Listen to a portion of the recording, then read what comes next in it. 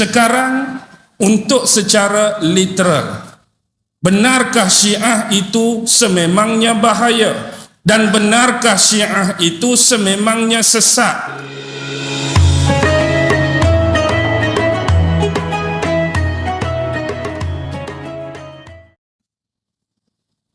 Saya ingat saya dengan pengurusi tahu masjid malam ni, tahu tajuk malam ni.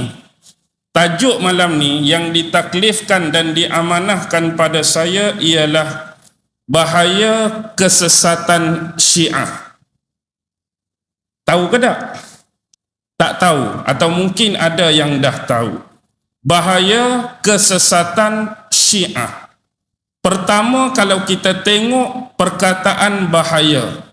Dengar perkataan bahaya memang amat menggerunkan. Memang amat menakutkan. Lepas tu tambah pula bahaya tersebut dari sudut kesesatan. Lepas bahaya dia sesat, umum. Tetapi ditaksiskan pula di hujung, dikhususkan dengan satu kelompok, satu kumpulan, satu firqah. Inilah yang dinamakan sebagai kelompok Syiah. Sekarang untuk secara literal, benarkah Syiah itu sememangnya bahaya dan benarkah Syiah itu sememangnya sesat? Sebenarnya di luar sana, di kalangan kita orang-orang awam, kadang-kadang kita terikut dengan suatu budaya, kadang-kadang kita terikut dengan satu trend. Bila kita duduk dalam satu kelompok dan tiba-tiba ada kelompok lain yang kita anggap selain daripada yang kita pegang, selain daripada yang kita akidahi, selain daripada yang kita anuti. Tiba-tiba kelompok dan firqah tersebut kadang-kadang melakukan pelampauan-pelampauan dari sudut ibadah mungkin, pelampauan-pelampauan dari sudut akidah mungkin, pelampauan-pelampauan dari sudut kehidupan beragama mungkin. Maka dengan jalan ini mudah keluar daripada mulut-mulut kita, lidah-lidah kita, kumpulan ni bahaya, kumpulan ni sesat, kumpulan ni tak kena, kumpulan ni tak betul. Baik, sekarang untuk meliteralkan lagi, apa yang saya maksudkan ialah kadang-kadang memang kita menyebut tentang bahaya Syiah, kadang-kadang kita menyebut tentang kesesatan Syiah, tapi bila orang taskik balik kita dengan persoalan-persoalan dan keraguan, tang mana bahayanya Syiah?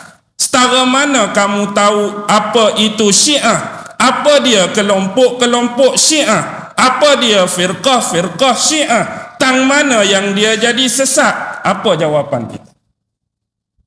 Kadang-kadang kita sendiri ternganga. Yang kita reti salah, yang kita reti tak kena, yang kita reti sesat, yang kita reti bahaya. Tapi bila diajukan balik persoalan-persoalan dalam bentuk tashkik tadi, kita sendiri pun tak mampu nak jawab. Sebab pemahaman kita tentang kesesatan tersebut terhad, walaupun sememangnya kita akui dia salah. Dan malam ini kita nak membuka satu tirai, kita nak buka satu tabir, agar setiap sesuatu yang kita nak pastikan dia itu salah, sesuatu yang kita nak pastikan dia tu tak betul dan tak kena, kita harus mendasari daripada akar, tunjang, base dan paksi dia lagi. Jadi bila kita berbicara tentang satu-satu benda, bila kita berbicara tentang satu-satu perkara, kita tidak akan menjadi keliru, kita tidak akan meraba-raba, kita tidak akan merangkap-rangkap, kita tidak akan lebih jauh tergagap-gagap untuk menjawab setiap persoalan. Sebagai contoh, pernah tajuk yang sama diamanahkan dan diberikan kepada saya, tiba-tiba muncul salah seorang penganut Syiah. Lalu dia mengatakan apa yang ustaz ceritakan semua tak kena, apa yang ustaz ceritakan semua tak betul, apa yang ustaz ceritakan semua tak tepat. Kumpulan Syiah yang kami pegang, kumpulan Syiah yang kami anuti tak buat semua yang ustaz sebut, tak buat semua yang ustaz cerita, tak buat semua yang ustaz kuliahkan. Baki lagi kita tanya dia balik.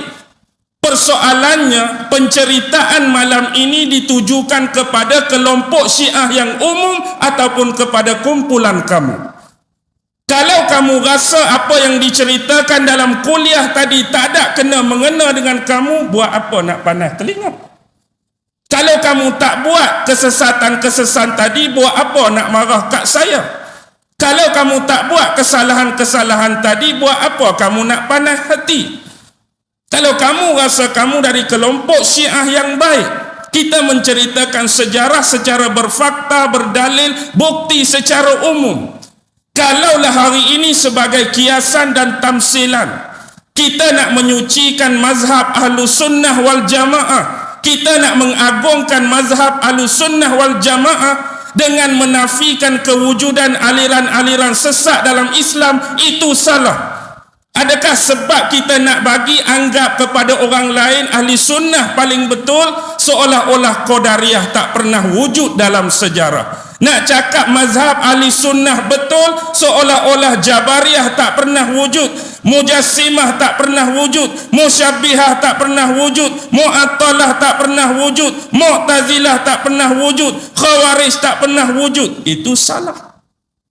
Semata-mata nak menyucikan mazhab Ahlussunnah dengan nak menafikan fakta sejarah kewujudan kumpulan-kumpulan yang sesat dan seleweng, itu mengarut.